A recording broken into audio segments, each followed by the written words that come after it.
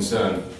Terry and Jackson define violence in a sporting context as a harm-inducing behaviour bearing no direct relationship to the competitive goals of sport, and relates therefore to incidents of uncontrolled aggression outside the rules of sport. Many authors agree that violence within sport is a growing social concern and one of the most important issues within the industry today. Evidence of this can be found in the fact that many countries, including Australia, have established commissions and tribunals to investigate violence in a sporting setting, with court cases heard concerning the victims of sporting violence.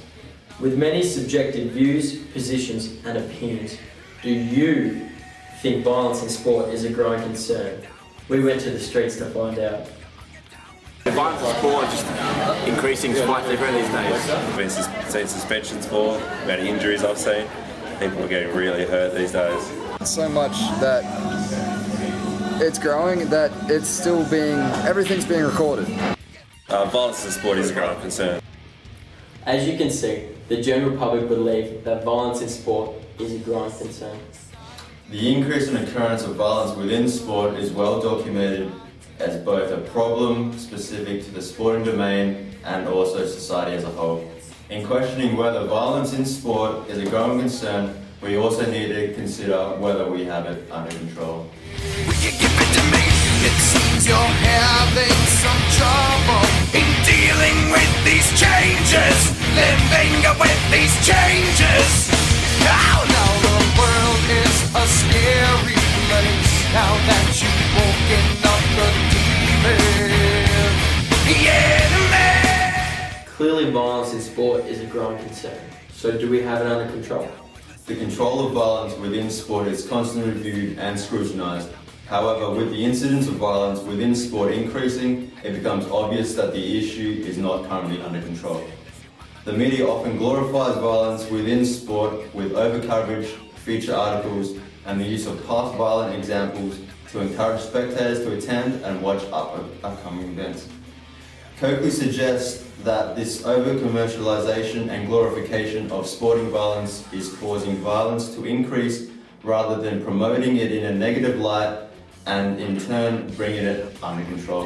In 1997, the International Society of Sports Psychology published a positional stand on violence within sport. They outlined 9 recommendations for reducing incidences of violence and aggression within sport. The recommendations made regarding on-field violences are as follows. Greater punishment for violent and aggressive acts within sport.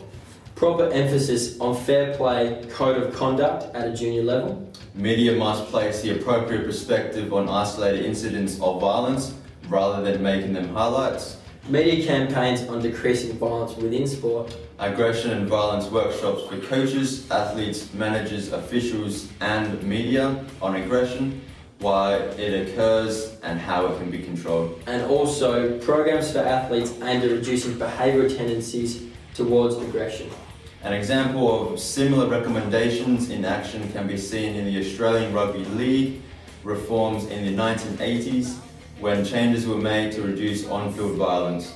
These reforms resulted in improved on-field play control and the violent acts decreased greatly.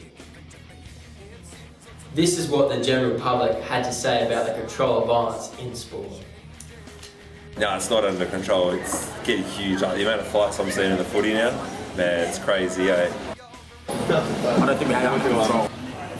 I do not think we have it under control at all, especially when people go crazy. There's no control over it. Ultimately, to reduce on-field violence, players and coaches must assume responsibility for their own actions. That's all from us at the Sports Psychology News Desk. That's AJ, I'm Matt. Thanks for dropping by.